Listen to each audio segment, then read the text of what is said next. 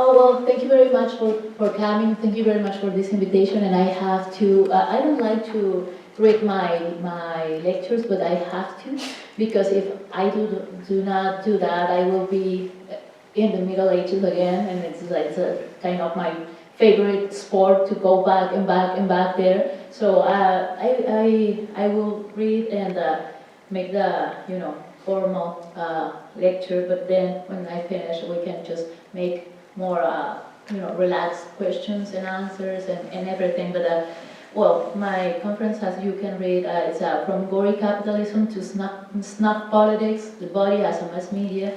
And well, good afternoon. First and foremost, I want to profoundly thank to Professor Marco Abel, Roland Bergshaw, and Luis Otoniel for this invitation.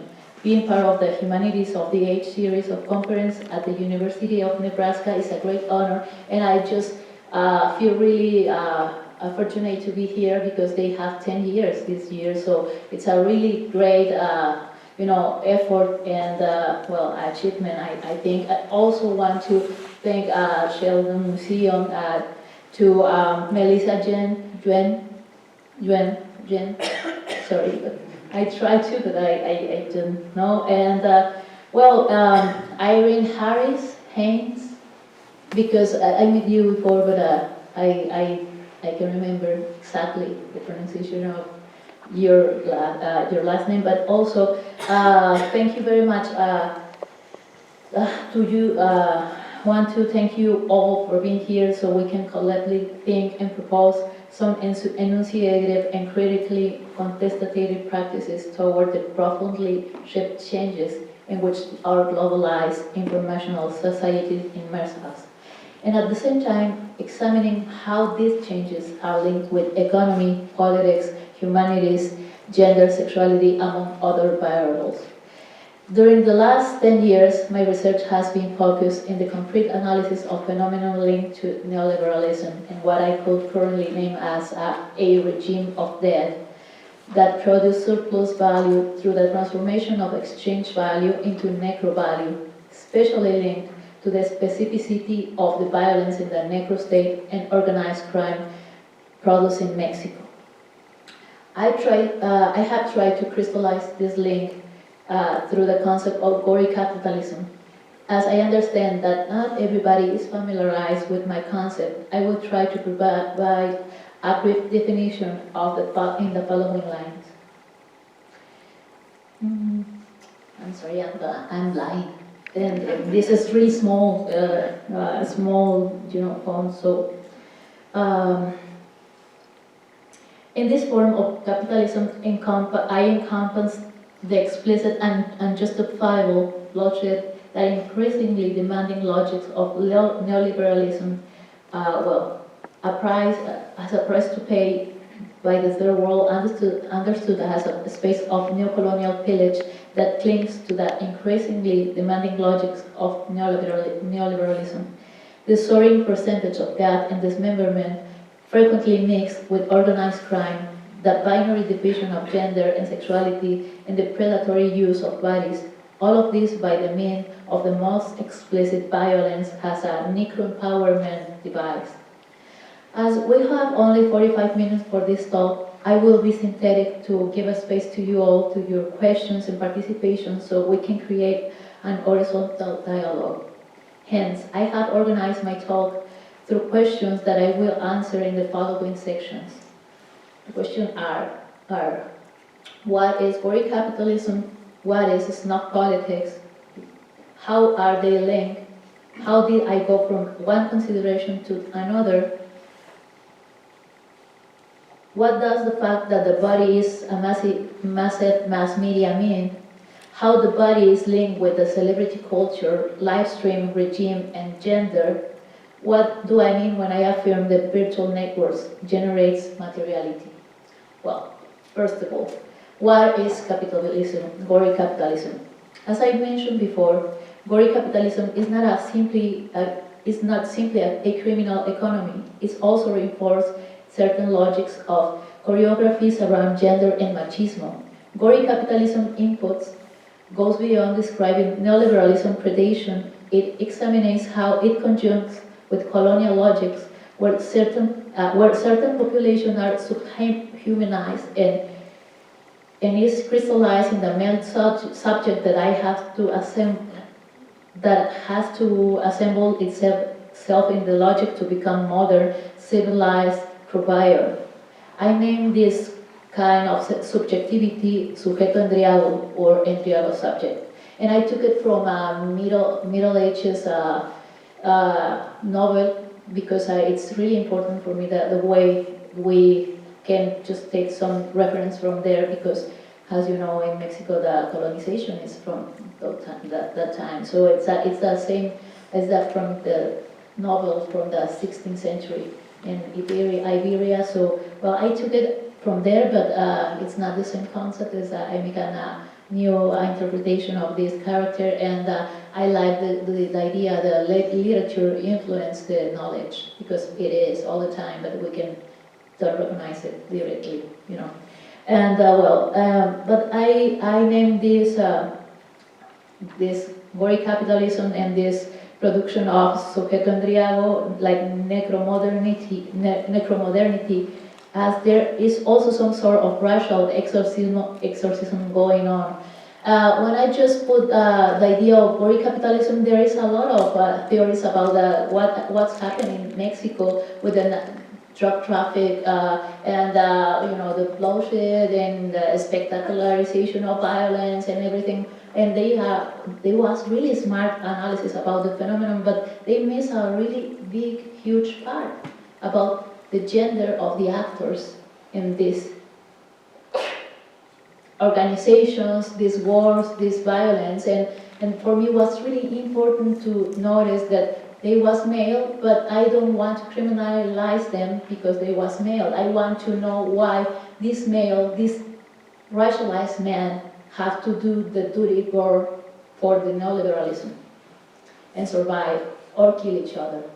So my idea was like more like a transfeminist perspective about what is linked, the colonization, gender, like in this case maleness, and neoliberalism. So I just put this idea of the endriago because the endriago is a monster.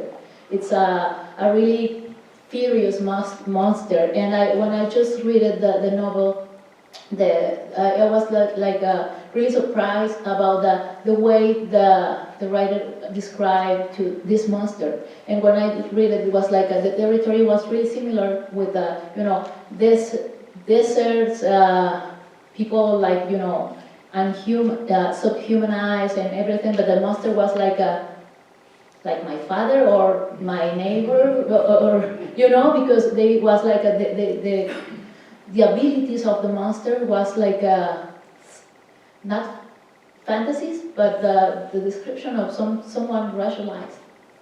And then I just took it, that idea of colonialism, internal colonialism, that it was like surviving through the times to explain ourselves why we are monsters and why we have to be killed. And because we are monsters, we have to kill other monsters and never make a revolution against the real power. But this is not in the conference, but I do all the time this. So I will back to the conference, and that is why I call like a racial exorcism, like because they want to be purveyors, but they don't want to be purveyors because they have the mandatory issue of gender to be purveyors, because they need to be certified like males, and really the male has to be a purveyor in the binary division of sexual division of work and wealth. But I think it's also a kind of way to achieve whiteness, because money whitens. Another aspect of Gore capitalism, it is predatory use of bodies, with particularly spectacular violence towards women bodies, where trafficking becomes a niche market from that subsumed economy that sustains the formal economy. This violence is also cosmetized and aestheticized, since it's not only a working place, but one's socialization, consumption, and where a cultural imaginary link to the normalization of death is constructed. Thus, the Gore Capitalism is a critical commitment produced by transfeminist perspective, through which I try to explicitly display the alliance between the racial, colonial, military, capitalistic heteropatriarchy and its dystopic partnership with necropolitical masculinity as a generalized form of government in Mexican context. It is not exceptional, but not referent only to the model of narco as a business. Gore capitalism can also be deployed as a category for rating the forms of necropolitical government extending throughout Latin America, and they are increasingly openly displayed in Northern geopolitics too, such in the United States concentration camp for migrant children, or the European Union application of debt policies resulting in the sea of drone corpses in the Mediterranean. Meanwhile, the live stream broadcast of this normalization of death throughout mass media and social networks has led me to posit that this live streaming is a leap from Gore to Snuff. The difference between both films genres are as follows. And this is as follows.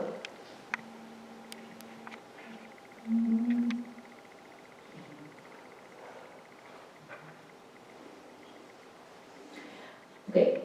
Gore is a spectacular and bloody low-cost production that with kitsch aesthetic tones, while Snuff is founded on a true agreement that it guaranteed that the film model is not a fake. Its value comes from its condition as the live streaming and actual human slaughter. While Gore works in the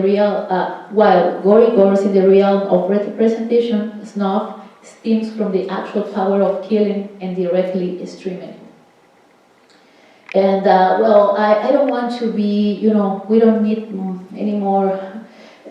more images of drunk people, and I just put it because.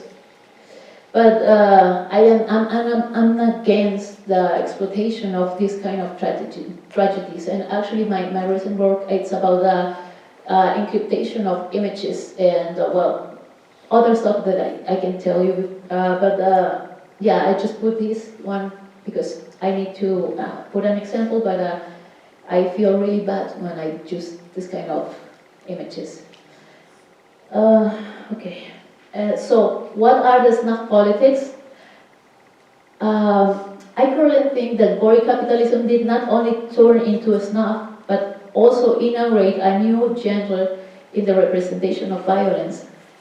A snuff sensibility that becomes a form of government and anesthesia for all the spectators' emotions, who is in turn reproduce images derived from this snuff politics.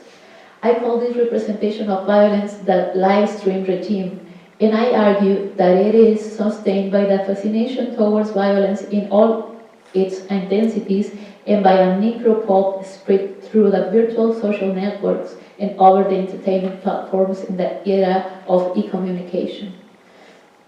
I understand the live stream regime has a form of sensibility governance that is not longer limited to the cinematic imagination that inspires me to postulate Gore capitalism 10 years ago as a term that could explain the mode of the capitalism that we experience in the border space in Tijuana and that rapidly turned towards snuff. Furthermore, the live streaming regime transcends the fiction-reality division and is based in the pre-production of reality to re-elaborate visual social consensus and defy truth agreements that sustain the way in which the image of reality are read.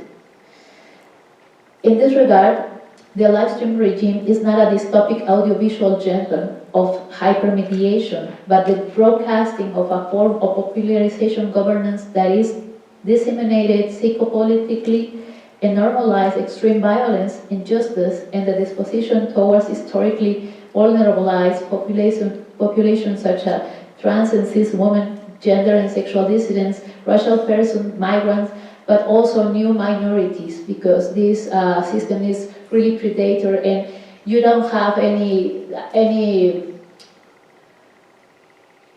certain about the security of your privilege anymore, because even if you do the right thing and have the right color and have the right economic position, maybe you can just become minority by a reason. So it's this is really important that I want to make this point reflect that I don't want to point someone, because for me it's not about individualized persons, it's about the regime that control us. Because I think it has the colonial perspective, and queer concept, queer theory thinks that we are not just our somatic body, but also the fiction, political fiction, who are upon this body. So it's not against the whiteness or against the heterosexuality or against the persons itself. It's about the cartography of governance, that they can make it that you become a minority already, or maybe you are becoming minority already and you didn't know because you are streaming. So, thereby the live stream regime will be a governance device that not only produces ultra-cosmetic images and imaginaries about violence to make them profitable, but also kidnaps, and this is my point in this conference, but also kidnaps meaning from the social denunciation images to deactivate them through their extreme banalization.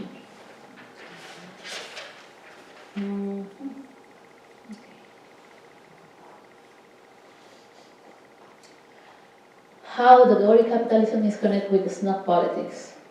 The live stream regime does this at least in two ways. First, the decontextualized and uncorrelated bombardment of images of femicide and the images of suffering of the other communities, like normalizing this attacking and people suffering. I really want to see these people not suffering, like a real people, like happy people, like people alive, not all the time suffering. And because if we do that kind of representation of the persons, we can develop some empathy with them. Because it's a logic thing. Nobody wants to be the victim, because it hurts. Okay, the live stream regime do this at least in two ways. First, the decontextualized and uncorrelated bombardment of images of femicide and other tragedies. And in the femicide case, this is to say to treasurize overexposure of victims in the newscasts and tabloids, and the revictimization of the murdered woman through newspaper headlines or social media posts. Second, the production of a fractured story and its distribution through cultural products like television series or e-series, films, advertising, fashion and design that cosmetize violence and erode the true potential meaning of denunciation and social outrage that images or story can contain. Some sort of gentrification of the struggles to produce an assortment of official readings codes regarding violence. And I can, well, I will have an example about the femicide in Mexico. It's already, out of control, and since 20 years it's out of control, but right now the people are rising, and people, I mean feminist persons, but also other allies. But the femicide genre, femicide movies, it becomes a genre, but if you see any anecdotally random movie, if you put some attention, there is a woman was killed and nobody noticed. Like in the Joker, for example, well, if you don't see it, I don't want to make the, but there is three different forms of aggression against women, and I love this movie. It's amazing, it's marvelous, it's fantastic, but it reproduces the violence against women and other person, impoverished person. So it's we celebrate the revolt, the revolutionary and utopian path that it's like, suggesting the movie. But at the beginning, there, like in the atmosphere, we never thought about this movie about a femicide movie, but it happened. And then in the opposite, and I will put another way to do commercial movies and good movies with action and everything. But there's Black Panther.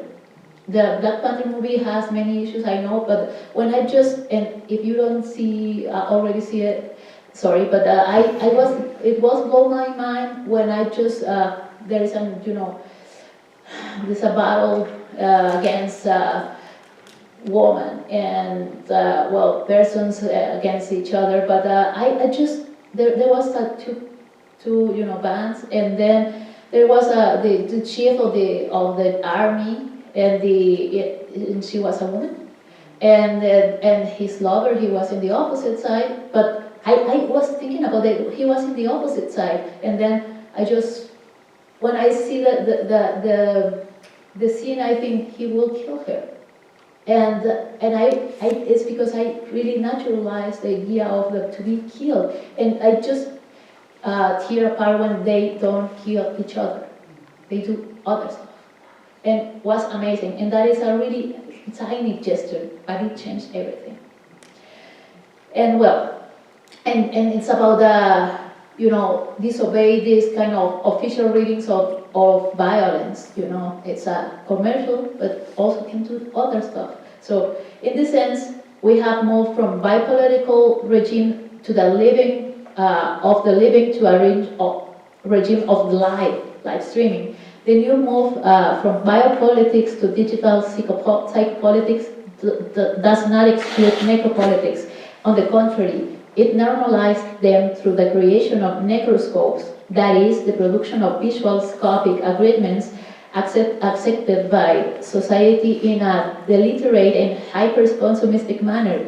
Those, from my point of view, the explicit and open aesthetics that allows everything to be shown in an extremely violent and tremendously fascinating way, allow us, and this kind of dissemination allows to think about the passage from Gore Capitalism to Snuff politics, a form of politics that through necroscope fascination, normalization of violence and all its intensities, we arrive to the lab dissolved. I know that everybody, I assume that everybody knows that what is a lab dissolve technique, but in the movies when you are seeing some scene and then you see another, but you can catch the cut, it's like everything is like the same reality, but there was a lot of editing between them, and this is lab dissolve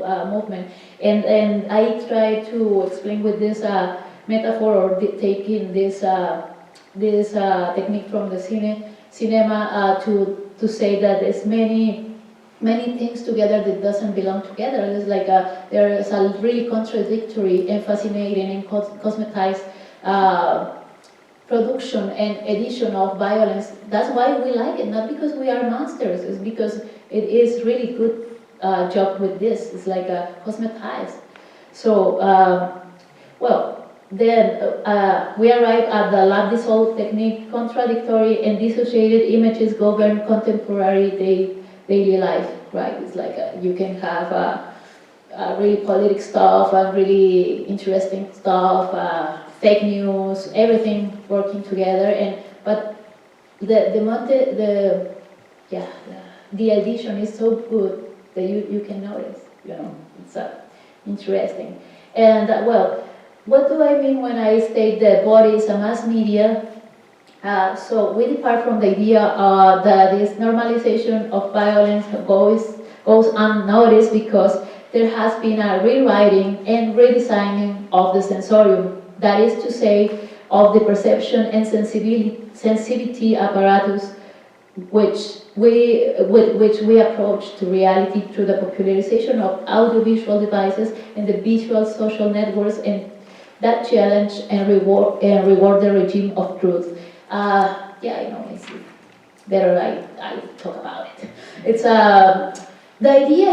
It's not that cyber that like it sounds really cyber and science fiction, but it's about everything that we consume, we do, with transforms our body and our subjectivity, and then the subjectivity is have many layers, and the body also, but it's about they construct a way of seeing, and that way of seeing also construct the way we are modeling. It's really obviously, but it's not just a psychological thing, it's about a material thing. So I can put some example about what happened in the Middle Ages in the 15th century with perspective, because not all the time the paint was in perspective. It was in vain. It was invented in the 15th century with the colonization and with the cartography of the, many things that I can explain pretty well in English, so I get frustrated.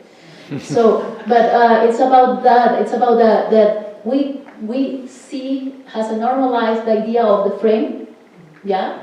But that is a construction of the Middle Ages, the 15th century, and that is happening to us, but not in the same way. But I think it's not from now. I think it's from the whole 20th century. Actually, Hito Steyer said that for her, she's a Parisian from Germany, and artist too, and she's wonderful. I love everything that she writes, but she said that she had the feeling that the whole century, 20th century, was a tutorial for show us how to read images and how to see the reality as a machine, has the algorithm read it, and we can discuss that, but it's about the reconfiguration of the sensorium, it's about a normalization of the violence, but the danger of this normalization is that we think all the time it's happened to others, but you are the others in some ways. If you put in your position in different position, you are other. So it is normalized. It's like a boomerang, it's when you send a boomerang and the boomerang comes back.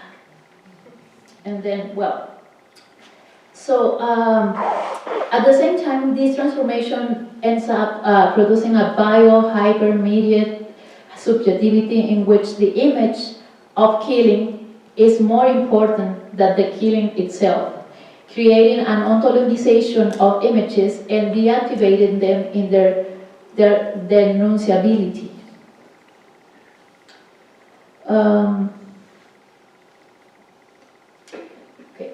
Just as images become commodified objects themselves, in the current era of the body has become not only a receiver, reader of images and audiovisual cultures, but also a living techno-platform that produces grammars and experience built-in hypermediation. I will try to be more precise about this point. Here I am inspired by Beatriz Colomina's work, as you know, is the chair of the Department of Architecture at Princeton, but more specifically the part of her work where she stated that after World War II, architecture and buildings are mass media. To explain myself further, Colomina posits that the films and the advertising theories are essential to articulate a contextualized decoding of modern architecture. We understand that these same elements of cultural reading note the gadgets and virtual platforms of internet to represent the body constructed. Furthermore, they utilize has a corporized screen that incorporates media content and becomes some sort of human poster, where the logic of advertising, surveillance, aesthetics, and contemporary politics come together. The body is then the medium and the message.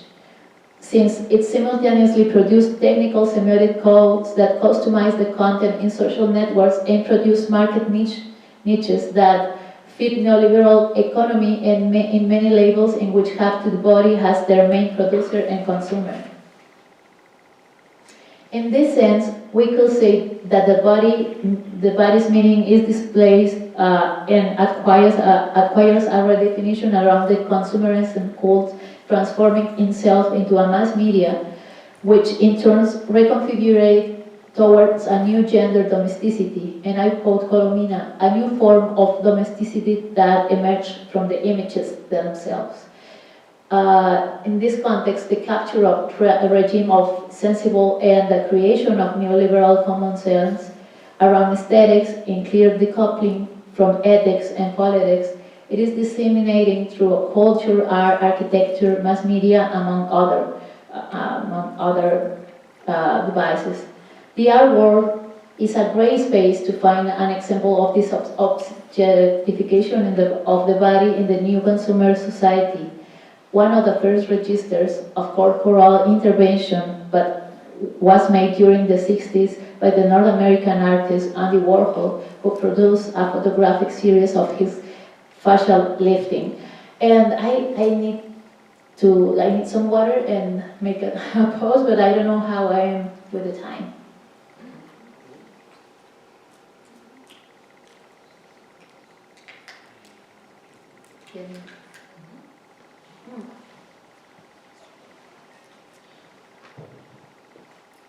Okay, and what I'm saying, it's not the Warhol was the first, but the Warhol was the first who incorporated the idea of entrepreneurial as an artist, and he became an enterprise. Warhol Enterprise. He registered his name as a registered mark. Yeah, but he was an enterprise itself, himself. So he just displays the way the celebrity culture and in that moment will have I continue with the reading, but in this point I will explain our points, put some ideas about celebrity culture, live stream regime, and gender. The North American artist is a direct antecedent of contemporary celebrity culture, understood as which produced cultural icons from people whose merit and notoriety are produced by exposure their intimate life in their eccentric behavior. The following phrase is one of the artist's most accurate statements, and I quote, "In the future, everyone will have 15 minutes of fame." End of the quote. Here, Warhol anticipates how access to media and the possibility of appearing in them will be common in our contemporary hypermedia societies. However, the body transformation into a disruptive message that performance art has been carrying out, especially in the ultimate crystallization in the extreme body art, has been contested by new actors, especially female ones, who are creating out a corporeal matter, not only transformative object, but reconfiguring bodies whose message is constructed in relation to the new appetites that the neoliberal heteropatriarchal market impose, and whose transformation points toward the fluidification of the extent of the idea of eccentric and of gender as a performance and plasticity. But first and foremost, it shows us that the relationship between woman, body, and labor will unfold hypermediately in our days through the negotiation and capitalization of the hyper-feminized idea that, in the same time, turns femininity into a niche market, into a job, and into a job for figures like Kim Kardashian or Mexican buchonas.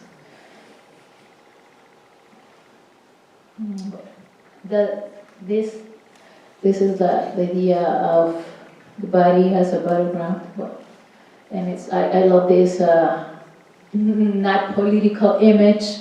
It's like a semiotic craziness, you know. And But Kim Kardashian, I can, Kim Kardashian. I will skip that part.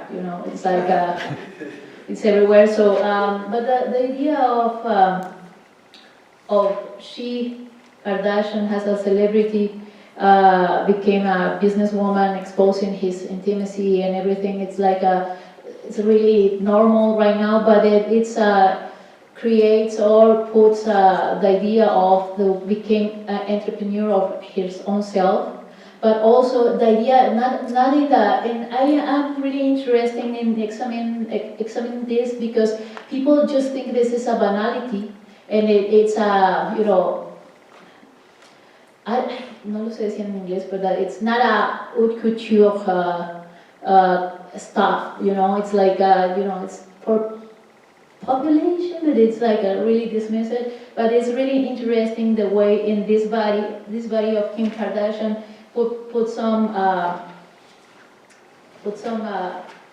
ideals of not just femininity and but also this emblematic triumph through the media originates from the intersection between her physical attributes with issues of race and class, because even though she is a daughter of, Armenian multimillionaire lawyer, and in close friend with Paris Hilton, her physical attributes associated her to a racialized phenotype which get reassembled through plastic surgery and makeup to establish models of non-Caucasian beauty in the North American context.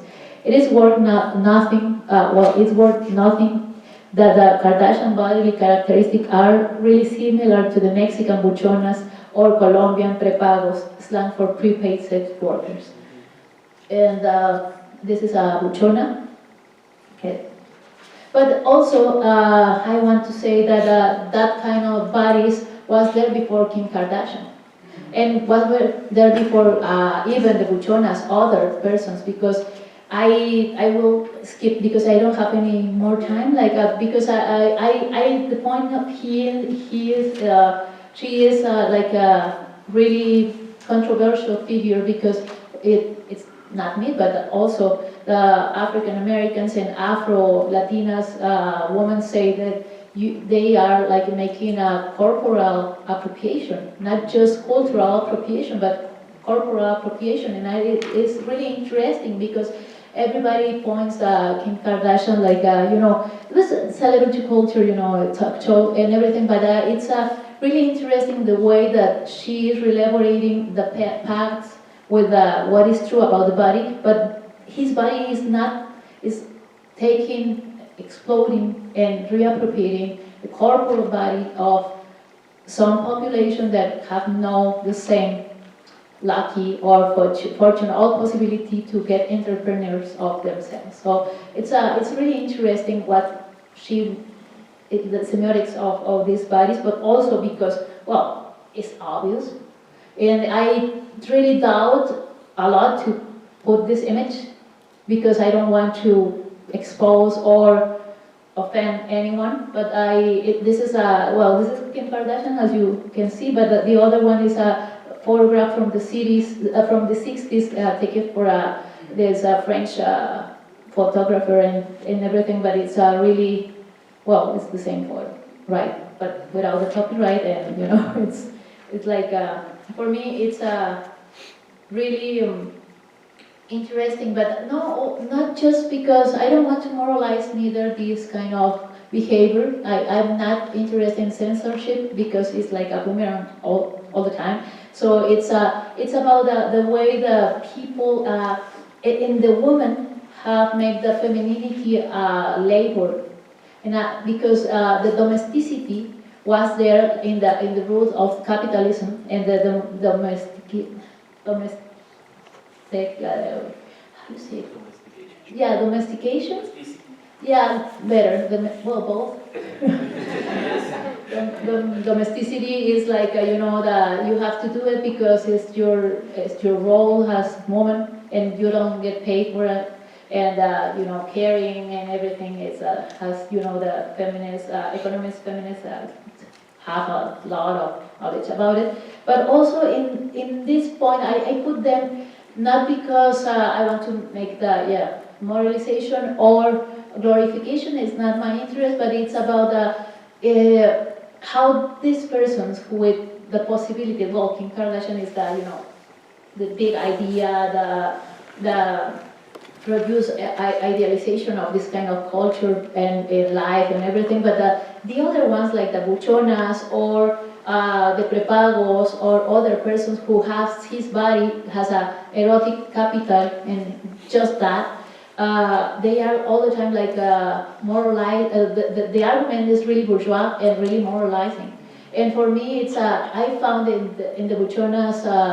Buchonas is the sentimental partners with narcos, yeah, and they don't work of buchonas, but they are lovers of them, and sometimes they get married with him and everything. But when I just talked with someone of them, they told me, well, what do you expect I'm doing? Because in this country, they kill us. If we like them, they kidnap us and kill us. If I can avoid that, I will make profitable for me, and they work the buchonas. So it's about security for themselves. It's about wage for themselves. It's about legitimacy for themselves, and it's about many other stuff that we can see because we just see the frame or the bad or the the eccentric and really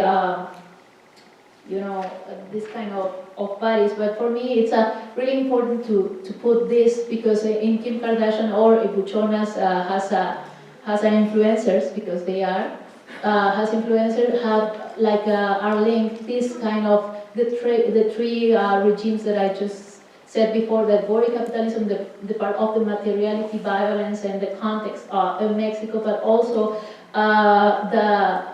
the snuff politics, because when they are killed, the exposure is bigger, and like a mediatic trial and many things, like they deserve it, so it's good that they was killed. So, and then because they don't respect morality or respect market or respect someone, they don't obey basically. And then the other way is the live streaming regime. It's the way the device that they just became influential and influencers. So in these figures, we can see the re-elaboration of gender, woman in this case, economy, violence, and spectacularization. But it doesn't seem that dangerous, but it is really interesting, thematically talking, and also with other kind of different ways of thinking this kind of bodies. And well, I have more to say, but because this body is really close to the bodies of real dolls, this sexual dolls had IE, and some parts of their bodies are molded. But if you put the same, the image is the same. It's this kind of body. It's the same. And for me, it's really interesting, and maybe I'm wrong, maybe or probably or in a way, but it's really interesting the way that this kind of body doesn't want to be human anymore. And that is really important, not because the prerogative for the third world is all the time to be tied to the government, to the ideals, to the moral, to everything, to become humankind or human. I recognize like human because the privilege of the human, that project or the ideal of humanity, is the donkey carrot, like all the time we want to become human, and they don't want to become human. Maybe they don't use it like that, but they are disinhabit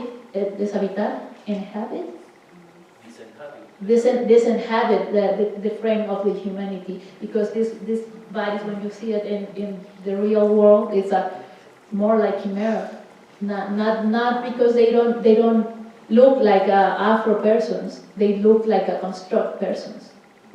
It's really interesting the way they are escaping of this kind of impositions and putting another ways of thinking for re-elaborate the idea of well, semiotics also, but also labor, capital, violence, and colonialism. Okay, what I mean with materiality of the virtual. Well, it's the end of my talk. The inverse movement to the body spectralization. It can be organized in social networks, but materialized in online and offline collectivities and intensities. Both the online and offline world work together as an in DNA chain that constructs contemporary subjectivity and reproduce certain population governance projects through gender, sexuality, class, and race. But because this is a really bad and really sad end, I will put some kitties. And, but have a reason. It have a reason. It's because we are really concerned about the representation of violence to fight against violence, and we put over and over again bodies with violence, injured and bloody, and everything was like a. We have to have more imagination. The kids want to skate too. Well, but I just what I want to say is that this kitties means a protest. It's a online protest against the.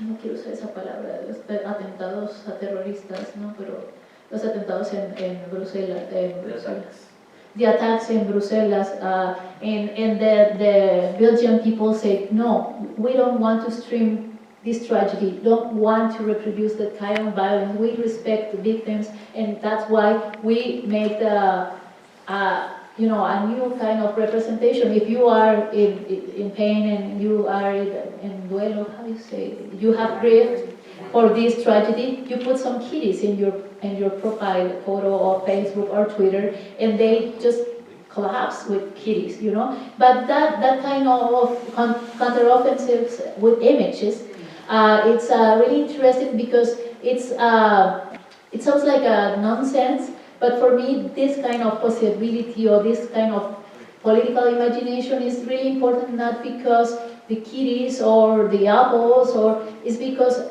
we are trying to make a conversation and came together to represent in the reality, but also in the media. And we make this conversation and consensus about the representation, about how we can be represented as, not all the time as a victim, but a person who takes accountability of those kind of attacks without criminalizing some populations and showing respect for the victims. And I think it's really important that kind of, it's not new, but the kind of peripheral, I don't want to take like that, but this kind of deviant visions of the representation.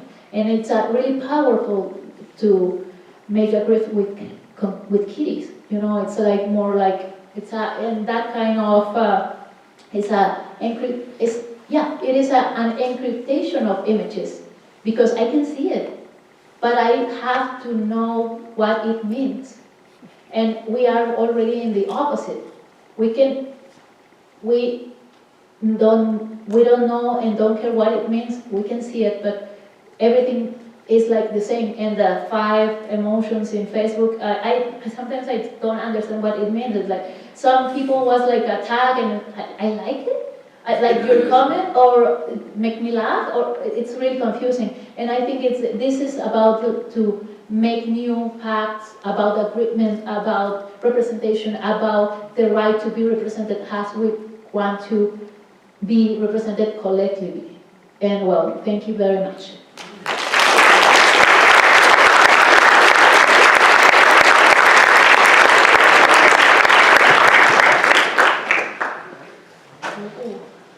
Sorry, I take all the time.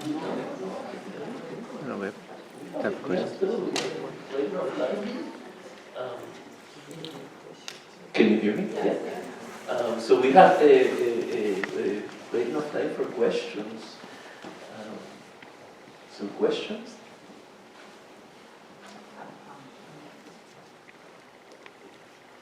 First, thank you for your talk. It's wonderful. I don't know if it's a question as so much as a comment, but maybe I'll start with a question is, particularly with the last part where you're talking about the kind of saturation of images of grief and destruction, and people who have been hurt or killed in some cases. And then thinking about people who argue that you need to show those pictures as a kind of testimonial. But then what happens is, then you see it so much that you get desensitized. So I think it's just a weird conversation. So for instance, you know, scholars, particularly historians, I know have argued about whether or not we should be showing, including certain kinds of pictures in our books. Particularly if they're, you know, pictures of lynchings or this, you know, this picture that we all know of a man whose back is lacerated. Like, what does that do at the end of the day? We know what happened in slavery, but is that really a testimonial, or is it feeding into these same things? And I see it on, you know, Facebook that constantly it's the same pictures that are being circulated. And I'm just wondering, what do you think about that? That other kind of argument about it being a testimonial as opposed to kind of a... Yeah, thank you very much for your question. Yeah, I have been questioned about that. Why do? But the strange thing is not about the community who was affected. It's about the people who want to see the proof of what I'm saying. Like, if you don't bleed, you don't are a victim. You know, it's like this kind of who can speak. Can the subaltern speak, as Spivak said. But also, I have a really good experience with some communities that just told me, thank you for not showing that, because they are tired to be represented like that. You know, and it's really, you know, not violent, but desensitized to show person get shot or murder or, you know, dismembered in front of auditorium about that they have victims or people who was killed by that. It's not. But for me, it's about the construction, and then it's that is what I describe as a encryptation of images. It's not. I do an exercise about the imagination. I just describe the scene, or just put some, you know, question. It depends if it is a seminar or is a conference or is a informal talk. But all the time I just go to the idea of the technique of imagination. You know, it's like it's 5 p.m. You are hungry, blah blah, whatever we know about the case, and then you get assault, and you can feel it because you are imagining.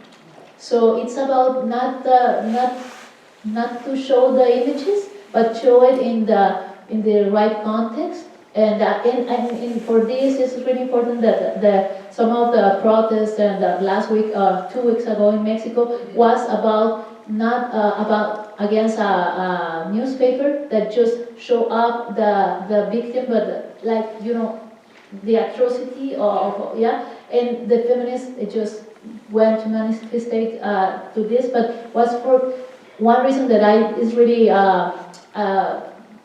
put in my mind, the idea of the images have many rights, copyrights, but the people who are represented there have any.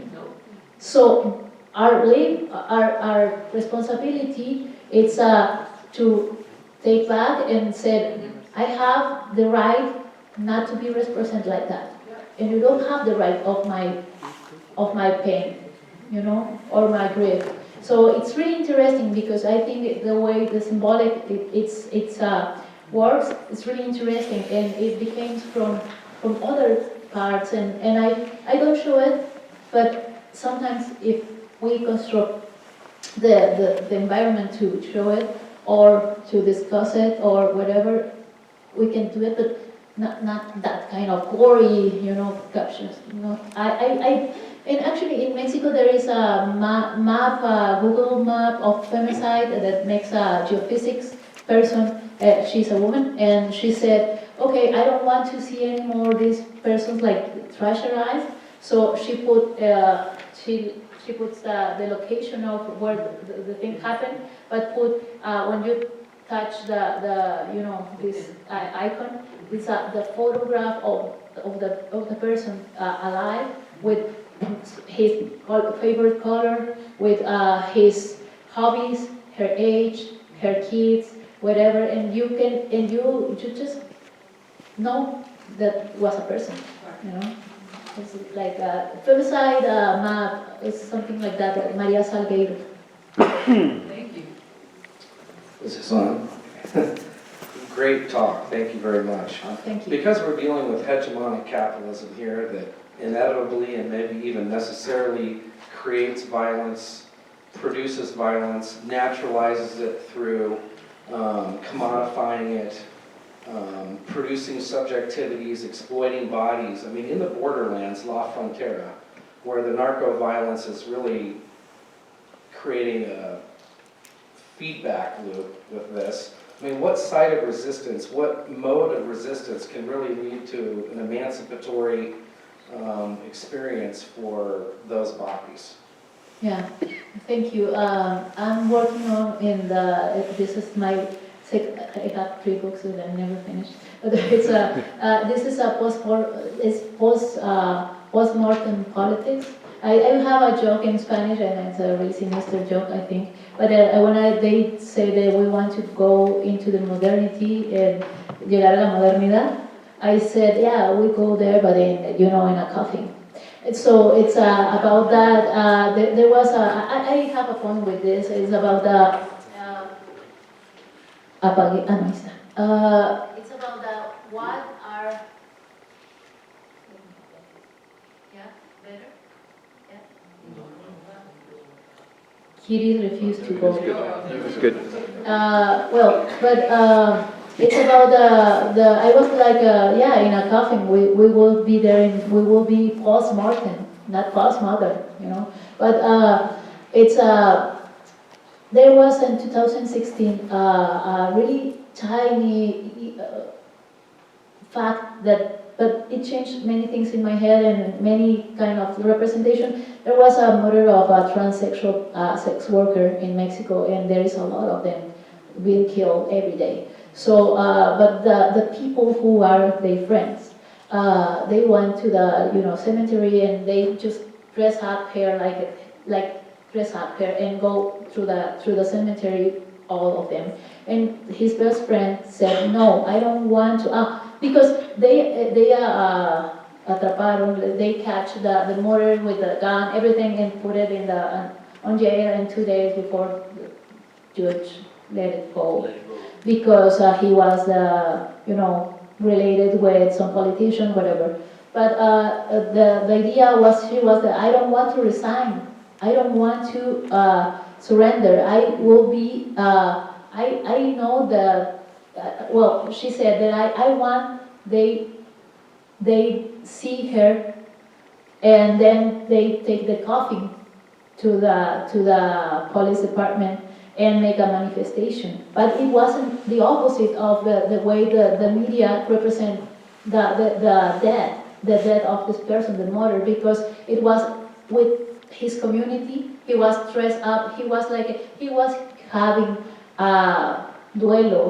He was having a mourning, and then he was it was like a spontaneous demonstration. But the people who was really mad about the traffic, and in Mexico it's like you make a demonstration and people can kill you because it's really crowded and whatever. But then they just when they just go closer and saw the coffin and know why was the object of this demonstration, they stayed and they cried together and they was yelling at the justice, but they said, we don't want your justice because you're not just, you're just legal, And then that kind of idea make me think about this person is dead already, of course, but is like inaugurating a kind of post-mortem politics, and it based in affection